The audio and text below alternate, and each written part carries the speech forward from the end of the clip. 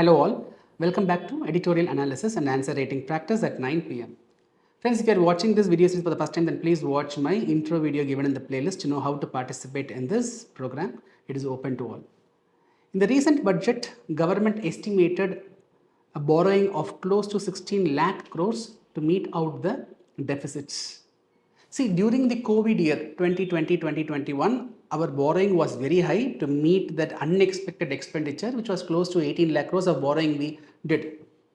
But even after 3 years later COVID, despite of achieving higher growth rates after COVID, still we are borrowing in the same range. See, as a percentage of GDP, this borrowing is actually coming down. This borrowing is referred as fiscal deficit, right? As a percentage of GDP, the fiscal deficit during the COVID year was so high, the fiscal deficit today is less.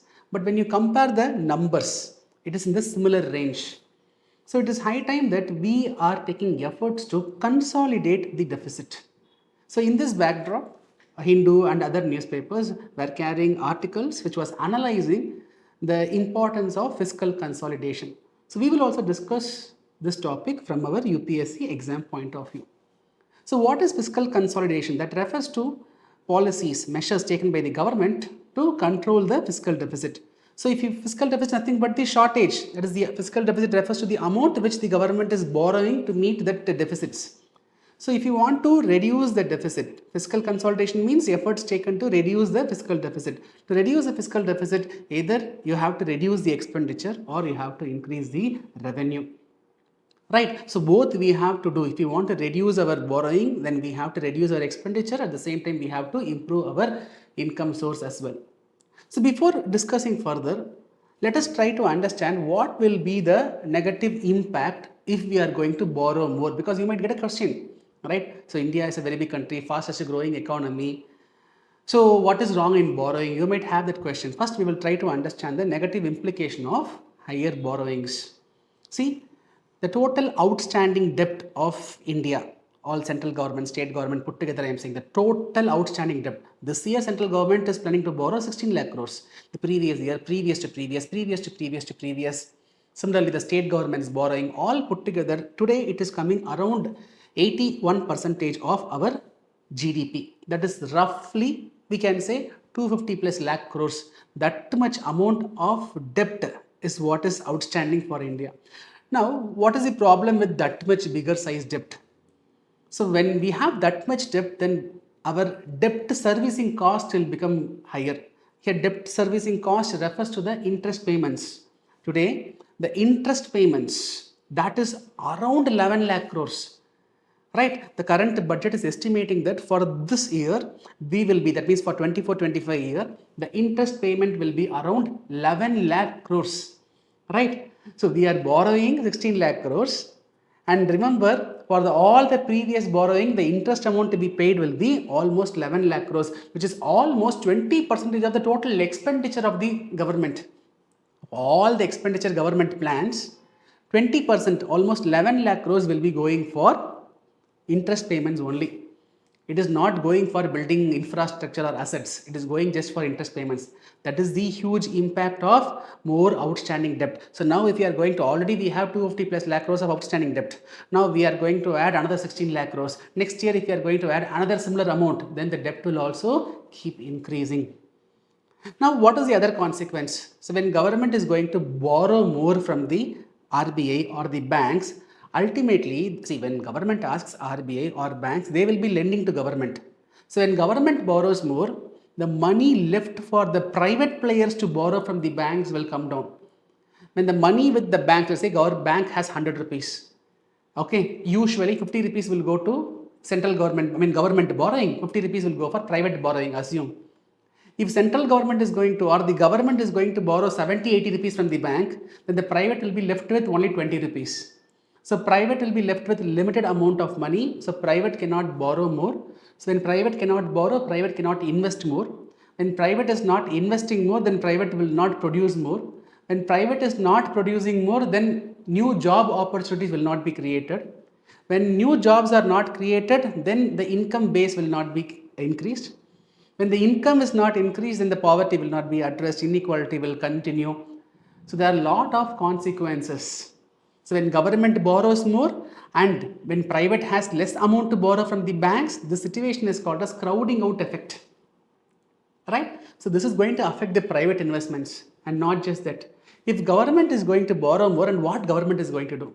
With this higher borrowing, if government is going to increase the spending. When government increases the spending, the money supply in the economy will increase. With increased money supply, that can result in inflationary situation. With higher levels of inflation, that is going to put more pressure on the poor sections of the society.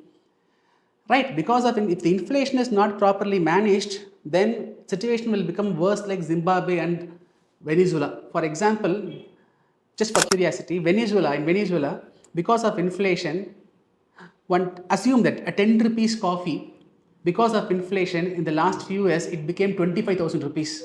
I'm just giving you a comparison. The inflation percentage was so high that a 10 rupees coffee cup turned 25,000 rupees. So what will happen if the inflation is going to result in such increased prices? The most affected will be poor. Of course, middle class will also be affected. So this inflation can be more disastrous. It can affect the economic stability, it can affect the political stability, it can widen the inequality, it can increase the poverty. So there are serious concerns if the money spent is not properly utilized. Right. So in this backdrop, government has taken several efforts to consolidate this deficit. For example, in the year 2003 itself, to put a full stop on this more borrowing, in the year 2003 only government came with the FRBM Act, Fiscal Responsibility Budgetary Management Act. The FRBM Act was putting a legislative compulsion on the government with respect to borrowing. FRBM Act said government at any cost should not borrow more than 3% of GDP. If GDP is 100 lakh crores, then the government should not borrow more than 3 lakh crores. That is the cap which the FRBM Act was setting. But even today, we are not able to meet that FRBM conditions. Then in 2016, government set up a FRBM review committee. That FRBM review committee was revising the conditions, and FRBM review committee said, okay, by 23-24, let the fiscal deficit be brought down to 2.5% of GDP. Even that we were not able to achieve.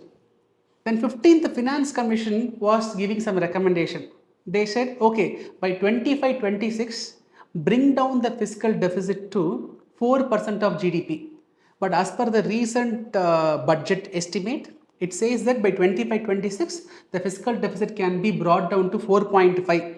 But Finance Commission is recommending bring it down to 4% of GDP. But the reality says we will be bringing it down to 4.5% of GDP.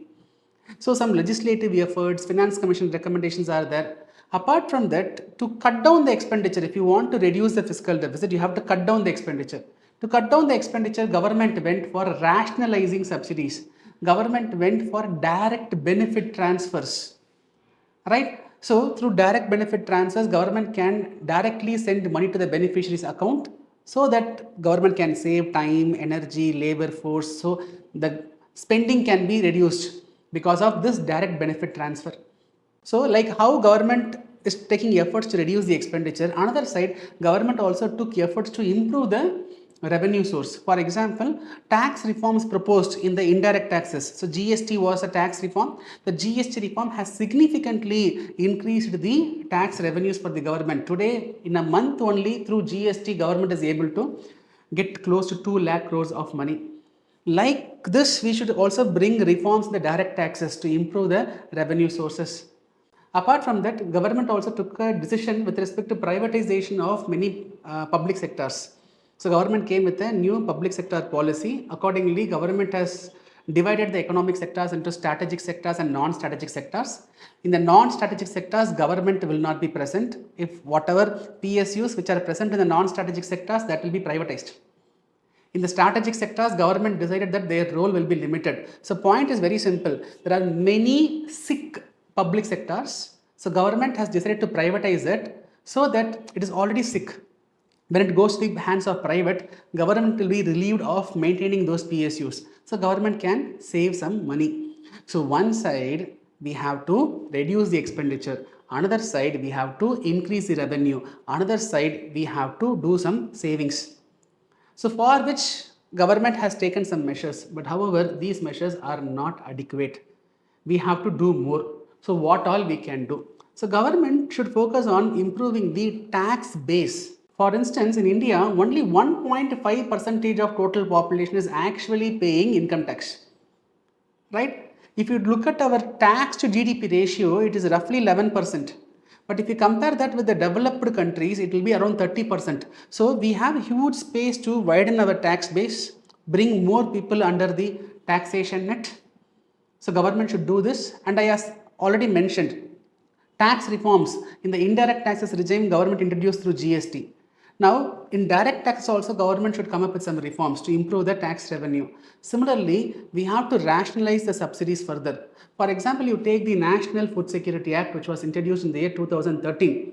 When the act was introduced, as per the act, almost 66% of the total population of the country will become beneficiaries under the program. And for those beneficiaries, rice will be sold for 3 rupees per kg, wheat will be sold for 2 rupees per kg, and coarse grains will be sold for 1 rupee per kg.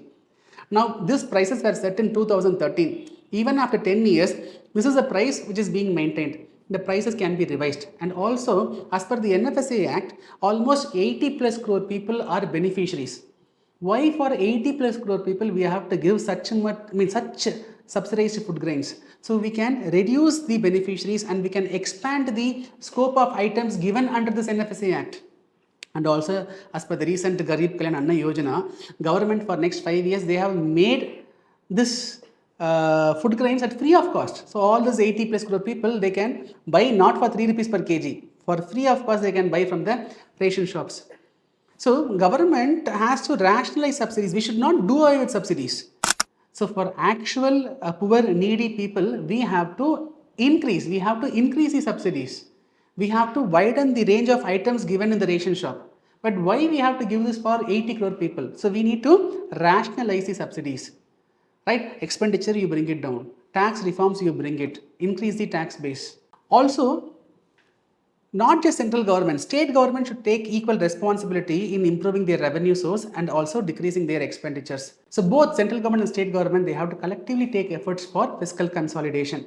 See, when election comes, the state government, central government, they will go for populist measures. All these populist measures ultimately will result in increase in expenditure. This increased expenditure is going to result in more borrowings, and this more borrowings will result in adding up of more total outstanding debt, and our interest payment also will be significantly increasing.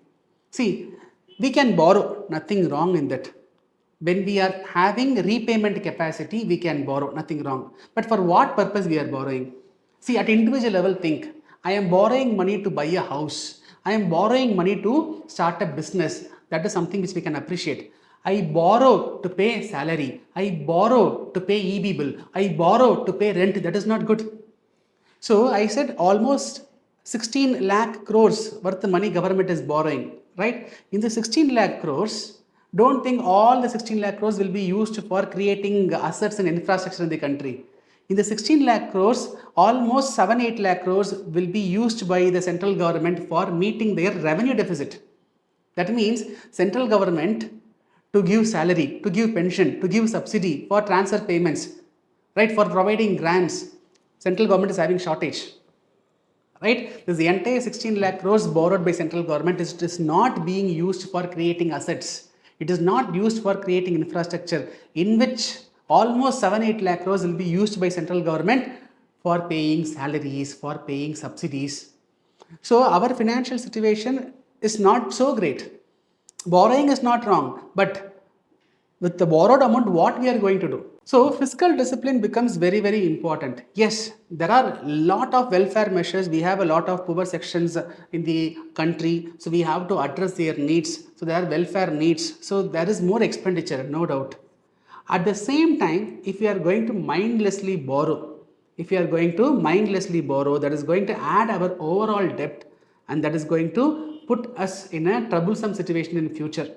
See, all these years, with all efforts, we were able to achieve a significant progress, significant development in the country. That is why our government is also having an ambitious target of achieving a developed nation status by 2047.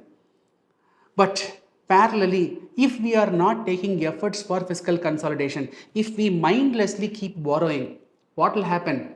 Then to repay the debt, ultimately the burden will fall on the next generation. To repay the debt, what government will do? To pay interest, what government will do? They will increase the tax rate. Ultimately, that burden of repayment will be falling on the next generation. So that should not happen. We should have, as we are planning to achieve developed nation status, that development should be sustainable. That should not create burden for the next generation. So fiscal consolidation is the need of the hour. And we are able to achieve a higher growth rate, right? So with that higher growth rate sustains, we have to sustain this higher growth rate, make more revenue, repay the older debts, and ensure a tighter fiscal consolidation. So in this backdrop, I will give you a question. Discuss the significance of fiscal consolidation in India and analyze the challenges involved in its implementation.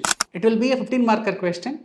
So you have to write 250 words, so plan your answer accordingly. Right friends, I hope this initiative is adding value to your preparation. If you are having some doubts on the basics, sir, what is this fiscal deficit? What is this revenue deficit? What is this budget? If you have some basics doubts on this topic, then I have made a budget basics video.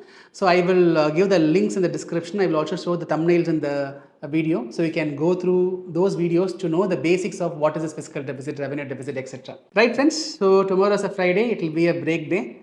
So I will meet you in the discussion videos of the answers, whatever you have written so far on Saturday. So see you on Saturday. Till then, bye. Take care.